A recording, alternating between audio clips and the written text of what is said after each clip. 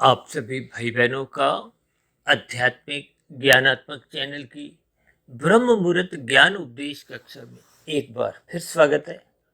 आज की चर्चा का विषय है संघर्ष से सफलता और दूसरी पंक्ति में हमने लिखा है साधना से सार्थकता। अक्सर हमारी चर्चाओं में देखिए ये सफल और सार्थक शब्द बहुत बार बोला जाता है, लेकिन इन सभी स्थितियों में बहुत ही गहरा अंतर है। हालांकि दोनों ही स्थितियों में देखिए कोई बुराई नहीं है, क्योंकि इसलिए तो हमने इन सभी स्थितियों में सभी शब्दों को हमने सफेद रंग से दर्शाया। लेकिन फिर भी इन दोनों ही स्थितियों में एक विशेष अंतर है। उस अंतर को ही आपने हमने समझना है। इसी अंतर को समझने के लिए कि हमने ये इन दोनों पंक्तियों के बीच में एक प्रश्न चिन्ह भी लगाया सफेद रंग से, ताकि हम अपने मिले हुए जीवन के एक अवसर का लाभ उठा सके। क्योंकि सफलता पाने का अभिप्राय क्या है? संसारी सुखों को पाना, जिसको मैं अक्सर 5 एसों से जोड़कर समझाता हूँ। सुख, सुविधा, स्वाद, सम्मान, सत्ता। यानी कि संसारी उपलब्धियां हम जितने भी हासिल कर लेते हैं, ये सभी की सभी सफलताएं कहो, उपलब्धियां कहो, ये आपके हमारे कर्मों का ही एक प्रतिफल होती है। और कर्मों के लिए आपको हमें देखिए संघर्ष करना होता है। संघर्ष में देखिए एक विशेष प्रकार का एक पुरुषार्थ की स्थितियां निहित होती है। यूं तो देखिए मनुष्य से नीचे की जोनियों के जीव भी अपने अपने भोजन के लिए संघर्ष करते रहते हैं, लेकिन उनकी स्थितियां एक भोग जोनी की है। जबकि शास्त्रों में तो बार बार कहा गया मनुष्य जोनी कर्म जोनी है और साधना जोनी का एक अवसर है। या यूं कहो कि ये जो संघर्ष से सफलता की स्थितियां हैं, ये कर्मों की स्थितियां हैं, सकाम भाव से स्थितियां हैं। यानी कि जब हम फल पाने की इच्छा से जो भी पुरुषार्थ करते हैं, संघर्ष करते हैं, ये सभी एक ही स्थिति है। देखिए संघर्ष एक विशेष स्तर पर आपको भी प्रयास करने होते हैं। उन प्रयासों में एक निरंतरता बनी रहनी चाहिए। अन्यथा एक साधारण पुरुषार्थों से तो देखिए विशेष प्रकार की संसारी उपलब्धियां, सफलताएं भी हासिल नहीं होती। आज देखिए कोई बहुत बड़ा उद्योगपति है, तो उन्होंने भी अपने जीवन में कहीं ना कहीं कुछ संघर्ष किए होंगे। ये अलग बात है कि देखिए उन संघर्षों से आपके हमारे जीवन की कोई आध्यात्मिक उन्नति के दरवाजे तो खुलते नहीं। आध्यात्मिक उन्नति के दरवाजे तो देखिए साधना करने से, योग की स्थितियां बनाने से खुलती है। क्योंकि ये माया के जितने भी सुख हम प्राप्त कर ले, ये तो मरते दम तक ही केवल कुछ हद तक काम आते हैं। देखिए इन सभी स्थितियों के आपको विशेष भाव समझने चाहिए, क्योंकि मैंने कहा ना कुछ अंश तक ही काम आते हैं। क्योंकि पदार्थ भले ही आपके बारे बढ़ रहे हो, आपकी एक सत्ता की स्थितियां को हो, आपकी संसारी उपाधियां भले ही बढ़ रही हो, लेकिन स्थूल शरीर के स्तर पर देखिए इनका जो प्रत्यक्ष संबंध है वो तो स्थूल शरीर के साथ है। और स्थूल शरीर हर क्षण देखिए माता के गर्भ में 9 माह 9 दिन की स्थितियों में तो इसका एक निर्माण प्रक्रिया आरंभ होती है। उसके बाद की स्थितियां तो आप और हम जानते ही हैं। शिशु काल है, बचपन काल है। अब बचपन अवस्था तक तो देखिए तमोगुण की ही प्रधानता होती है, और फिर किशोरावस्था से फिर आगे युवावस्था आ जाती है। युवावस्था के बाद फिर थोड़ी प्रौढ़ अवस्था की स्थिति आने लगती है। यहाँ तक तो मनुष्य का रजोगुण एक प्रधान स्थिति में होता है। इस अवधि विशेष में, इस उम्र की स्थितियों में मनुष्य बहुत अधिक पुरुषार्थ करता है, थकता नहीं है, रुकता नहीं है, यानी कि रजता भी नहीं है। और अधिक संसार मिले, और अधिक संसार मिले, बस और अधिक संसार का पाने का ही ये दूसरा नाम देखिए, ये सफलता की स्थिति है। अब कोई देखिए चाहे राष्ट्रपति बन जाए, चाहे प्रधानमंत्री हो, इसी तरह कोई बड़े से बड़ा उद्योगपति भी बन जाए। अब ये उद्योगपति भी देखिए एक दिन में रातों रातों करोड़ों अरबों खरबों की दौलत हासिल नहीं करते। ये भी अपने जीवन में निरंतर सुबह शाम लगे रहते हैं। किसके लिए? धन पाने के लिए।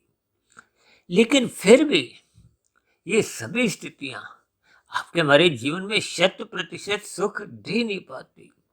भले ही सफलता एक आपके हमारे कदम भी चूमे, लेकिन स्थूल शरीर के स्तर पर आपके हमारे शरीर की, क्योंकि स्थूल शरीर तो देखिए प्रौढ़ अवस्था के बाद निरंतर एक वृद्धावस्था की एक गहराइयों में खोता जाता है, जिसके फलस्वरूप स्थूल शरीर के स्तर पर आपकी हमारी ज्ञानेंद्रियां हो चाहे कर्मेंद्रियां हो। देखिए ज्ञानेंद्रियों द्वारा ही हम 5 भोग्य विषयों का सुख भोगते हैं। और ये भोगने वाली जो एक ज्ञानेंद्रिय है, ये नाक जीभ आंख त्वचा कान, देखिए ये क्रमशः स्थूल शरीर के स्तर पर से कमजोर होती जाती है। और भले ही आपके बारे जो कर्मेंद्रियां हैं, हाथ पैर वाणी लिंग गुदा, ये भी क्रमशः कमजोर होती जाती है। यानी कि भोग्य इंद्रियां जितनी भी हैं, ये क्रमशः उन मिले हुए पदार्थों को भोगने में समर्थ निरंतर बनी रह नहीं सकती। इसलिए ये देखिए संघर्ष की सफलता की स्थिति की एक विशेष प्रशंसा अक्सर हम अपनी इस आध्यात्मिक ज्ञानात्मक चैनल पे जो वीडियो प्रसारित करते हैं, हालांकि इनकी देखिए कोई निंदा नहीं है, लेकिन इनकी कोई विशेष प्रशंसा भी नहीं है, क्योंकि ये संसारी उपलब्धियां हम जितनी भी हासिल कर लेते हैं, इन सफलताओं का महत्व केवल आपके हमारे स्थूल शरीर तक ही रहता है। और स्थूल शरीर की तो देखिए मृत्यु निश्चित है। आज कोई प्रधानमंत्री हो, राष्ट्रपति हो, बड़े से बड़ा उद्योगपति हो, फिल्मी जगत का सुपरस्टार भी हो, खेल जगत का नामी गिनामी खिलाड़ी हो, यानी कि भौतिक स्तर पर वो कितनी भी ऊंचाइयां प्राप्त कर चुका हो, ये सभी स्थितियां, ये सभी सफलताएं, ये भौतिक उपलब्धियां मरने के साथ ही समाप्त समझी जाती है। अगले जन्म में इनका कोई एक महत्व नहीं रहता। जबकि नीचे जो हमने लिखा है, देखिए साधना से सार्थकता की स्थितियां, ये साधना का अभिप्राय देखिए योग की स्थितियों से है। देखिए आपके हमारे 3 शरीर हैं, स्थूल शरीर, सूक्ष्म शरीर और कार्य शरीर। ये जन्म मरण की स्थितियां स्थूल शरीर की होती है।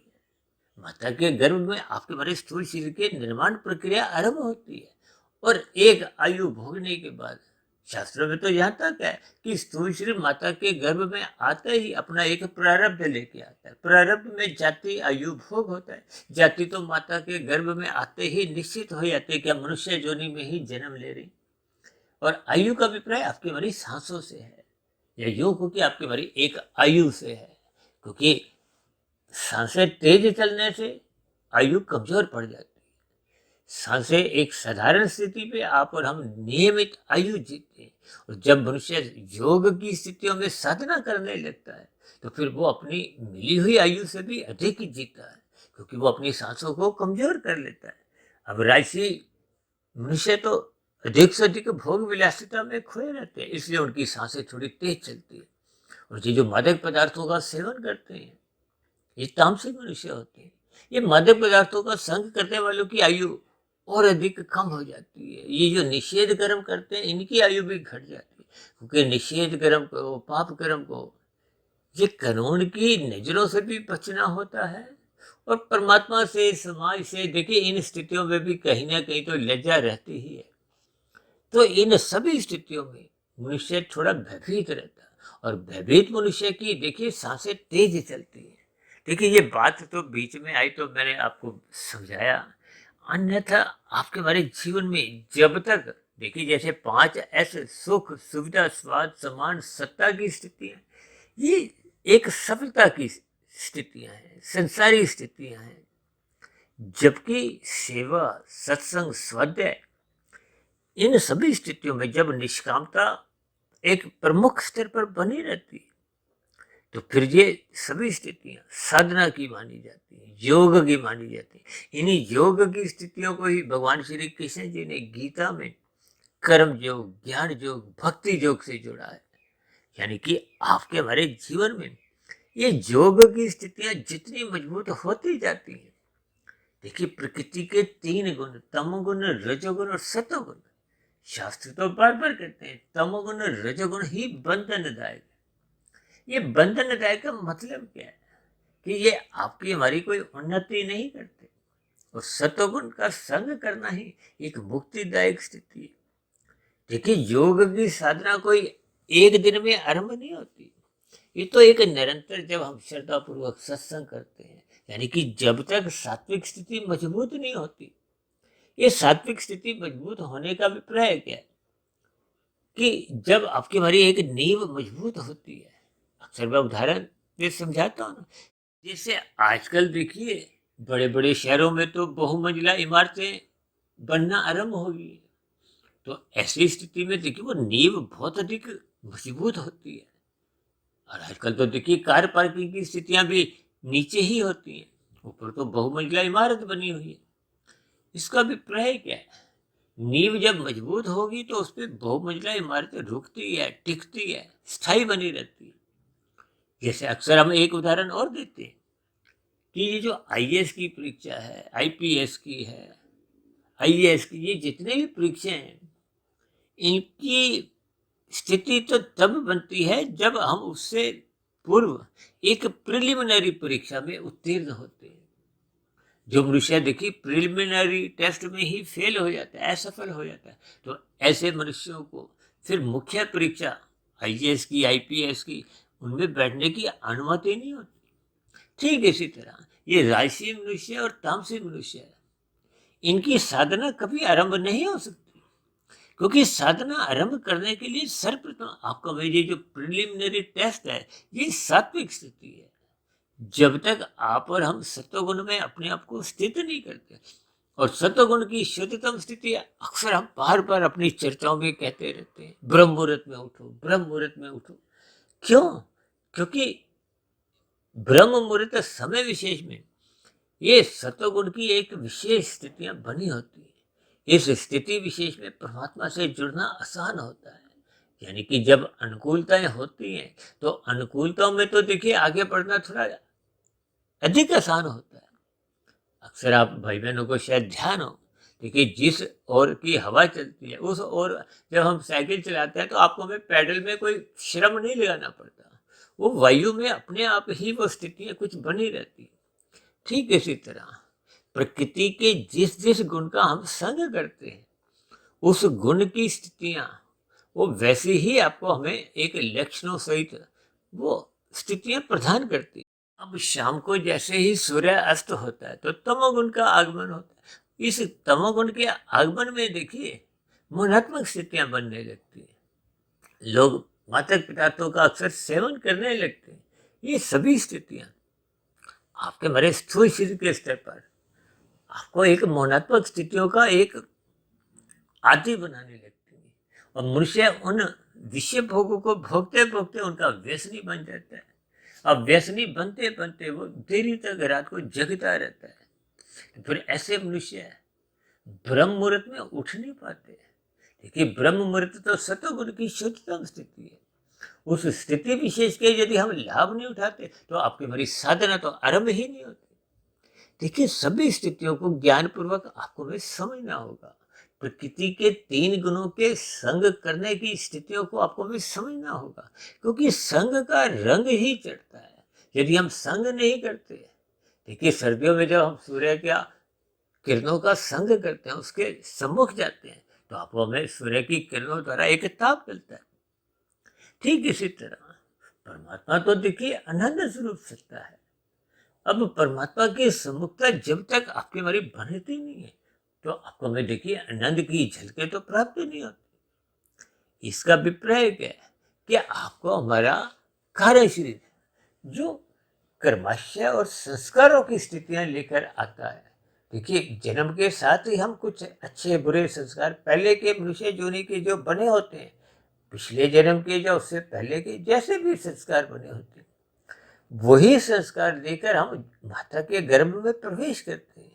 और उन संस्कारों की स्थितियां जैसे जैसे शिशु काल, किशोर अवस्था, युवावस्था, फिर वैसी वैसी स्थितियां आपके हमारे व्यवहार में उन संस्कारों के अनुसार बनती जाती है। देखिए, संस्कारों का एक विशेष आधार रूप में महत्व ये रहते तो कार्य शरीर में है। देखिए, इसको आप कभी कभी स्वभाव भी कहते हैं ना, कार्य शरीर में जैसे संस्कार स्वभाव रहता है, वहां पता नहीं चलता कैसी स्थिति है, लेकिन वो मन बुद्धि के स्तर पर उनके वैसे वैसे फुरने आते हैं, विचार आते हैं। उन्हीं को ही शास्त्रों में वृत्तियों का नाम दिया। और ये विचार वृत्तियां जैसी जैसी फुरने आते हैं, फिर वैसी वैसी स्थितियां ही, देखिए ये जो मन बुद्धि के स्तर पर जैसे विचार आएंगे, फिर वैसे ही स्थूल शरीर तो एक आपका एक यंत्र है। अब यंत्र का संचालन कौन करता है? मन। और मन के ऊपर है बुद्धि। अब मन बुद्धि की जैसी जैसी स्थितियां होती हैं, वैसा वैसा फिर वो एक नई स्थूल शरीर के स्तर पर साधना होती है, या कर्म होते हैं, या पाप कर्म होते हैं। लेकिन जब बुरे संस्कार आएंगे, अब ये जो बलात्कार की, हत्या की स्थितियां जो समाज में आप जघन्य अपराध रूप में देखते हो, ये कोई एक मिनट में, एक दिन में नहीं घटित होती। जिनके भी बुरे संस्कार बहुत ही गहरे तल पे बने होते, देखिए कभी कभी बुरे संस्कार तूफानी वेग से आते हैं। अब तूफान तो देखिए 5-10 मिनट का, 1 घंटे का ही आता है, और कितनी तबाही मचाया जाता है। ऐसा तो नहीं कोई तूफान आया हो 15 दिन तक चलता रहा हो, 1 महीना चला हो, ऐसे तो तूफान नहीं आते। ये सभी स्थितियां देखिए जो एक वेग में आती है। तो ये जो बलात्कार और हत्या जैसी स्थिति है, ये कार्यशील से बहुत ही बुरे संस्कारों का एक वेग आता है, और वो मन बुद्धि के स्तर पर तो रुकता ही नहीं है, सीधा ज्ञानेंद्रियों द्वारा भोग करवा जाता है, और कर्मेंद्रियों द्वारा कर्म करवा जाता है। अक्सर न्यायालय में कुछ ऐसी स्थितियों पर कभी आपने सुना होगा ना, कि अभियुक्त कहता है कि मैं उसकी हत्या करना तो नहीं चाहता था, लेकिन उस समय विशेष में पता नहीं कैसे कोई राक्षस रूपी मेरे भीतर आ गया और मेरे से हत्या करवा दी। ये सभी स्थितियों को आपको भी ज्ञान पूर्वक इनका संबंध जोड़ना चाहिए। इसलिए तो हम बार बार कहते रहते हैं, कार्यशील को समझो, कार्यशील को शुद्ध करना ही आपके हमारे जीवन की एक सार्थकता है। और ये जो सफलता की स्थिति है, वो भी संघर्ष करने पे, ये तो सभी देखिए स्थूल शरीर के स्तर पर महत्व रखती है। और स्थूल शरीर तो एक निश्चित आयु लेके आया है, वर्तमान मिले हुए जीवन की स्थितियां हैं। जब इसकी सांसें खत्म हो जाएंगी, तो ये स्थूल शरीर किसी भी निमित्त मात्र से मृत्यु को प्राप्त होता है। यानी कि ये संघर्ष के बाद की जो एक सफलता की उपलब्धियां भी हैं, ये कोई विशेष महत्व सापेक्ष दृष्टिकोण से नहीं रखती, जब हम एक सार्थक स्थितियों की ओर चिंतन करते हैं। क्योंकि मनुष्य योनि तो परमात्मा का दिया हुआ एक उपहार है। उपहार का अभिप्राय क्या है? कि मनुष्य योनि पाकर ही हम साधना कर सकते हैं। साधना करते करते अपनी आत्मा के ज्ञान रूपी प्रकाश को पुनः मूल स्थिति में ला सकते हैं। यानी कि जब आत्मा अपनी मूल स्थिति में लौट आती है, ये तो स्थितियां तभी बनती हैं जब कार्य शरीर में जो एक परछाई रूप में आत्मा पे पड़ती है। देखिए स्थूल शरीर की परछाई सूक्ष्म शरीर पे, सूक्ष्म शरीर और स्थूल शरीर की परछाई कार्य शरीर पे पड़ती है। देखिए स्थूल शरीर के स्तर पर हम जो भी कर्म करते हैं, उसका कर्माशय बनता है, उसके संस्कार भी बनते हैं।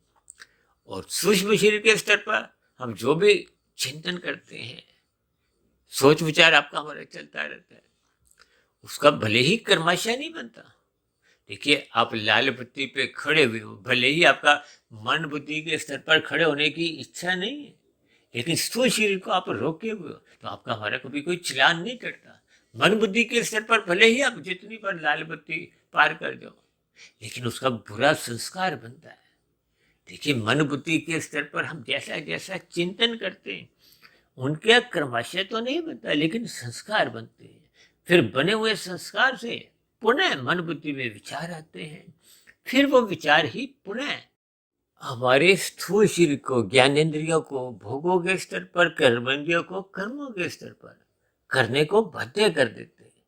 देखिए ये सभी स्थितियां क्रमबद्ध तरीके से आपको हमें ज्ञान पूर्वक समझनी चाहिए। इसलिए तो हम बार बार चर्चाएं करते रहते हैं। स्थूल शरीर से अधिक महत्व तो सूक्ष्म शरीर का है, सूक्ष्म शरीर से अधिक महत्व कारण शरीर का है, और कारण शरीर हम जितना अधिक शुद्ध कर लेते हैं, यही आपके हमारे जीवन की शुद्ध कमाई है। देखिए ये सफलता की जितनी भी स्थितियां, ये तो स्थूल शरीर से संबंध रखते हैं, इसलिए स्थूल शरीर की मृत्यु के साथ ही ये समाप्त समझी जाती है। जबकि कारण शरीर के स्तर पर हम जितनी आध्यात्मिक उन्नति, अपनी अज्ञानता मिटा लेते हैं, शुभ संस्कार बना लेते हैं, तो फिर उस कार्यशील की ही जो एक मल और विक्षेप की जो बुरी परछाई थी वो कमजोर पड़ जाती है, आत्मा अपने मूल स्वरूप में लौटने लगती है। और आत्मा और परमात्मा का तो सजातीय संबंध है। देखिए, वो संबंध आपने हमने बनाना नहीं है। केवल परमात्मा के प्रति जैसे ही वो आत्मा सम्मुख होने लगती है, देखिए जब 50% से कम सम्मुख होती है तो संसार के सम्मुख कितनी होगी? 50% से अधिक होगी। यानी कि जितना हम जिसके सम्मुख होते हैं, बस उसके सम्मुख परमात्मा के होते ही आपको हमें आनंद की झलकें भी मिलती हैं और आपका हमारा ज्ञान पुनः आवृत नहीं होता। यही तो एक आपके मेरे जीवन की एक सार्थकता है। सार्थकता मतलब ही है कि जितना हम कार्यशील शुद्ध कर लेते हैं, जितनी अज्ञानता हम मिटा लेते हैं, जब अज्ञानता मिटती है, संस्कार मिटते हैं, तो आत्मा जो पहले से ही ज्ञान स्वरूप है वो अपनी मूल स्थिति में लौट आती है। और जब कार्यशील 100% शुद्ध हो जाता है, अज्ञानता की स्थितियां, बुरे संस्कार दग्ध बीज हो जाते हैं, तो फिर उस स्थिति विशेष में स्थूल शरीर के मरने पे अब कारण शरीर पूर्ण रूप से शुद्ध हो गया, तो फिर पुनः कोई भी भौतिक जगत में बंधन रूपी 84 लाख प्रकार की जोनियों में प्रकृति आपको में बाध्य नहीं करती, क्योंकि कारण शरीर में वो कर्माशय संस्कारों की स्थितियां समाप्त हो गई। तो फिर ऐसी स्थिति विशेष में वो मायातीत की स्थिति, मोक्ष की स्थिति मानी जाती है। और फिर आत्मा एक लंबे काल के लिए आध्यात्मिक शरीर की प्राप्ति कर एक आनंदमय जीवन बिताती है, परमात्मा के सानिध्य में। इसलिए मेरी आप सभी भाई बहनों से विनती है, देखिए ये जो सफलता की स्थिति है इनकी कोई शास्त्र भी कोई निंदा नहीं करते, लेकिन ये भी मात्र आपके बड़े एक सीमा के बाद, समय के बाद, ये मात्र एक समय की बर्बादी है। इसलिए हम सभी भाई बहनों को अपने मिले हुए जीवन को सार्थक करना है। सार्थक करने का मतलब क्या है कि कार्यशील को क्रमशः शुद्ध करना है। शुद्ध कमाई आपके हमारे जीवन की सुरक्षित बनी रहती है, पुनः आपको हमें अगला मनुष्य जोनि का जन्म दिलवाती है, संस्कारी माता पिता के यहाँ जन्म होता है, गुरुजनों का संग सहज ही उपलब्ध होता है। यानी कि आपके हमारे जीवन के आगे की फिर वो आध्यात्मिक उन्नति सहज ही होते होते और एक दिन कभी किसी जन्म में ऐसी स्थिति बनती है जब हम पूर्ण स्थिति को पा लेते हैं। वो आपके हमारी एक 100% एक जीवन की सार्थकता होती है। तो इस सार्थकता की दिशा की और हम जितना अधिक चल सकते हैं आपको हमें चलना चाहिए। इसलिए मेरे मन में आज आया ये संघर्ष से सफलता की और साधना से सार्थकता की स्थितियों पर थोड़ा एक विशेष प्रकाश डालें। इसलिए इन दोनों पंक्तियों के बीच में हमने एक प्रश्न चिन्ह लगाया ताकि हम लाभ से और अधिक गहरे लाभ, जो एक स्थायी लाभ की ओर चले। हालांकि देखिए, सफलता से भी शास्त्र भी या हमारी आध्यात्मिक ज्ञानात्मक चैनल से भी कोई विरोध नहीं। हालांकि सतोगुण की तो बार बार कहा जाता है प्रशंसा करो, लेकिन सपेश दृष्टिकोण से जहाँ सफलता की बात सार्थकता से आती है, तो उस स्थिति विशेष से आपको मैं अपने मिले हुए जीवन को सार्थक करना चाहिए, यानी कि कार्यशरीर को क्रमशः शुद्ध करना चाहिए। इन सभी स्थितियों की प्राप्ति के लिए हम सभी भाई बहनों को अपने मिले हुए जीवन में ये कर्म योग, ज्ञान योग, भक्ति योग की स्थितियों को मजबूत करना होगा। जैसे मैं बहुमंजिला इमारत की बात कर रहा था, यानी कि आपको मेरा कार्यशील क्रमशः जितना जितना शुद्ध होता जाता है, तो उतने उतने स्तर पर फिर उस पर कर्म योग, ज्ञान योग, भक्ति योग रूपी इमारतें बनने लगती है। यही आपके हमारे जीवन की एक सार्थकता है। ऐसी सभी सार्थक शुभ स्थितियां हम सभी भाई बहनों के जीवन में भी निरंतर बनना आरंभ हो। इन्हीं शुभकामनाओं के साथ चर्चा विशेष का यहीं विश्राम देते हैं। शाम को फिर मिलते हैं संध्या बेला ज्ञान कक्षा में। तब तक आप अपने आध्यात्मिक मित्र सुधीर भाटिया फकीर को इजाजत दें। फिर भी वीडियो संबंधित आपके मन में किसी प्रकार का कोई प्रश्न उठ रहा हो, आपके मन में मेरे कहे गए शब्दों पर कोई आपत्ति हो, शिकायत हो, मेरी कही गई बातें आपको तर्क संगत आती है, दूरी ही लगती हो, तो आपके प्रश्नों का, सुझावों का और शिकायतों का नीचे दिए गए कमेंट्स बॉक्स पर और प्रश्नोत्तर ज्ञान कक्षा में सदा ही स्वागत है। चर्चा विशेष को अब यही विश्राम देते हैं। आप सभी भाई बहनों का इस चर्चा विशेष को ध्यानपूर्वक, धैर्यपूर्वक, गंभीरतापूर्वक सुनने के लिए बहुत बहुत धन्यवाद।